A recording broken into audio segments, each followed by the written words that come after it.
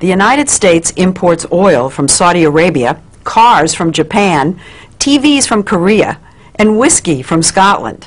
So what do we import from India? We import people, really smart people.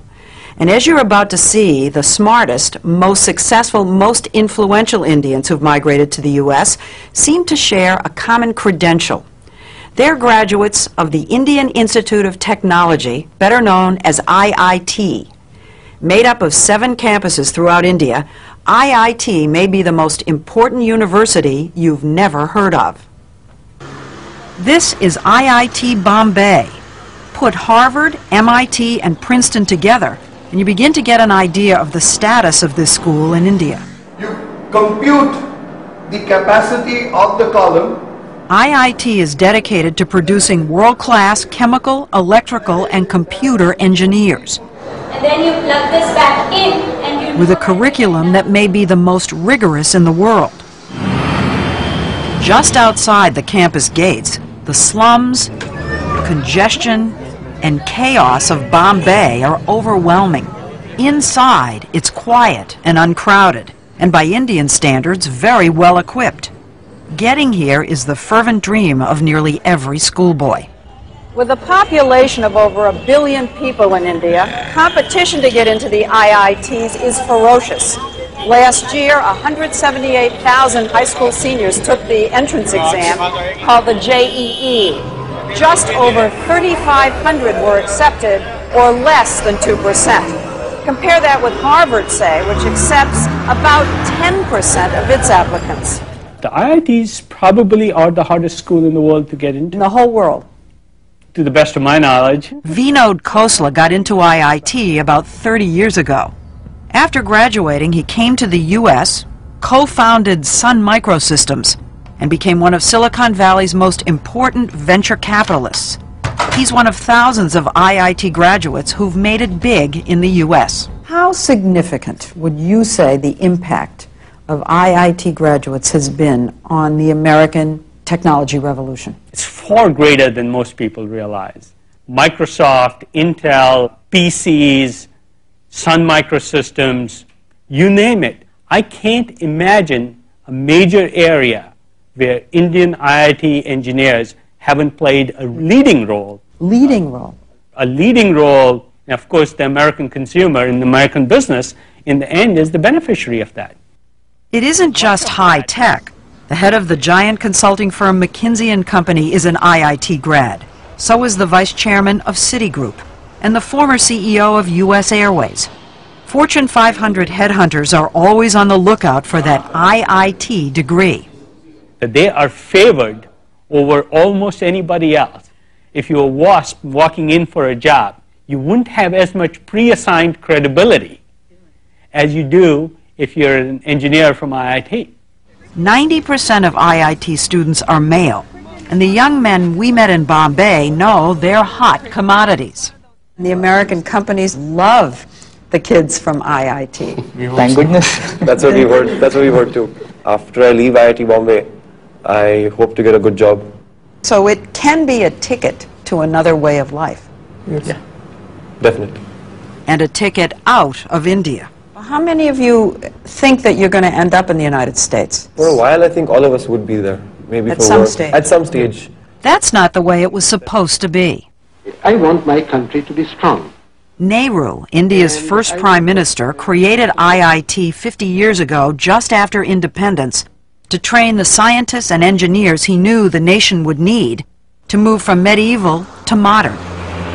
He never imagined India would be supplying brain power to the whole world. Would you say that IIT graduates are India's most valuable export? Yes, undoubtedly.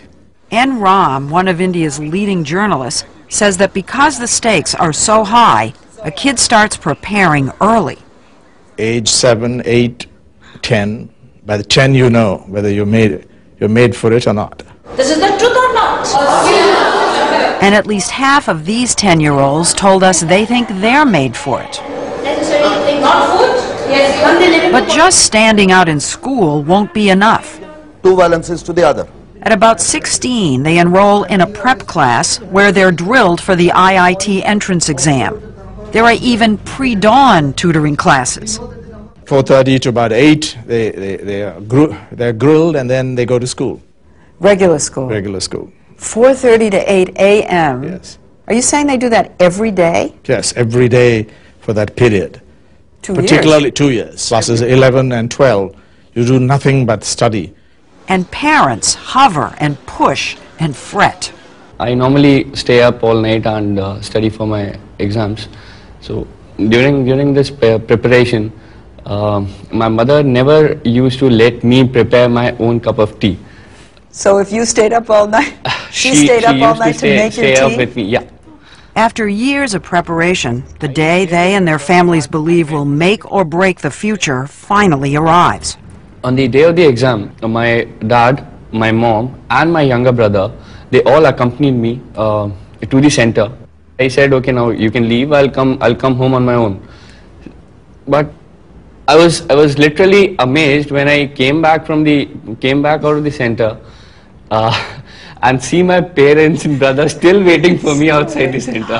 How many hours? It was close to 6 hours.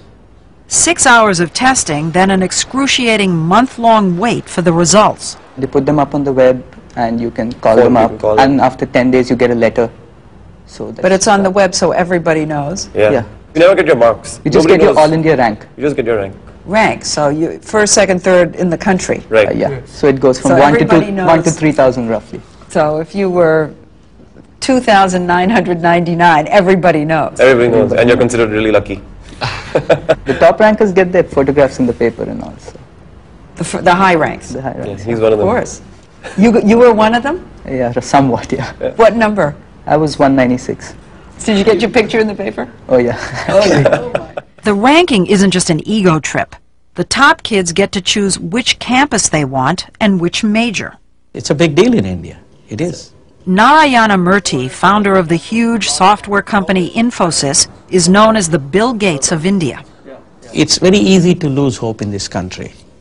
It's very easy to set your aspirations low in this country. But amidst all this competition among high-quality students, this institution of IIT sets your aspirations much higher. Now, what about your own son? Well, my son, he probably wanted to do computer science at IIT. To do computer science at IIT, you have to be in top 200. And he couldn't do that, so he went to Cornell instead. Think about that for a minute. A kid from India using an Ivy League university as a safety school. That's how smart these guys are. I do know cases where students who couldn't get into computer science at IITs, they have gotten scholarship at MIT, at Princeton, at Caltech. Yes, sure. You wouldn't mistake this for MIT or Caltech. It's the final exam of metal fabrication class required for every IIT freshman. Call it shop class on steroids.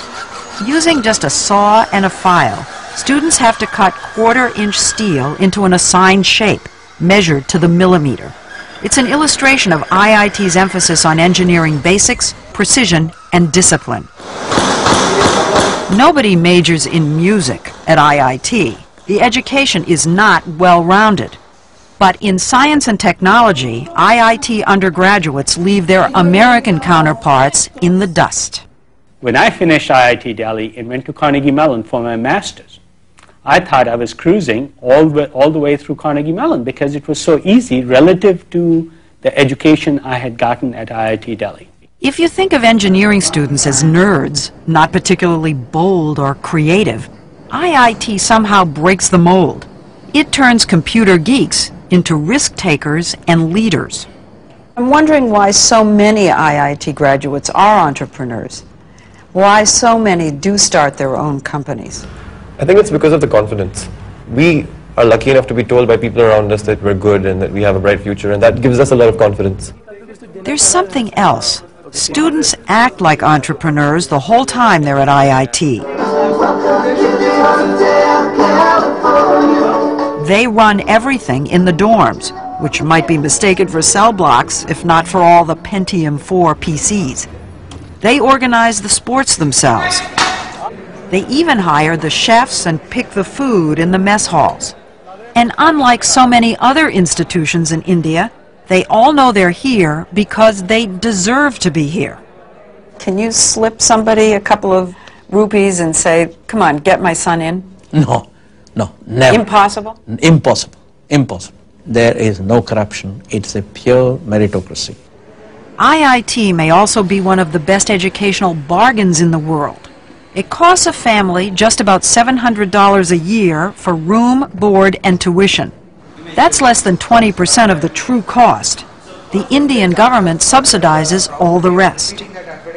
While some IIT grads stay and have helped build India's flourishing high-tech sector, almost 2/3, up to 2,000 people leave every year, most for the U.S.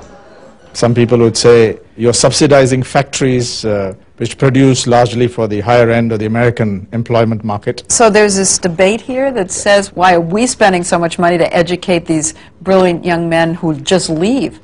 You don't have to be crudely nationalistic to raise this question. There's a need here, there's a demand here, and these guys are simply not available. How many of them ever come back?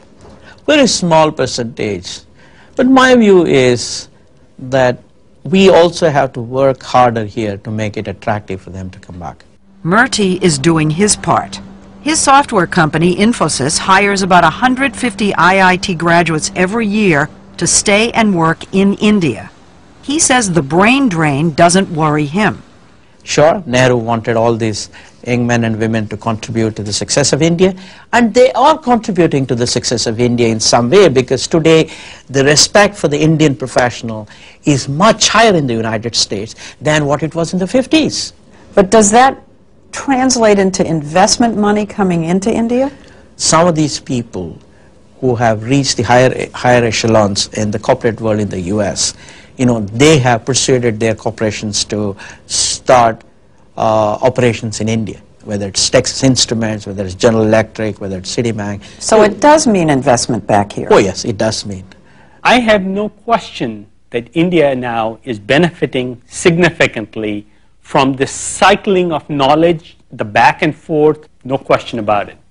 And individual IIT grads are sending lots of money back home too. But the U.S. still gets the better end of the bargain. How many jobs have entrepreneurs, Indian entrepreneurs in Silicon Valley created over the last 15, 20 years?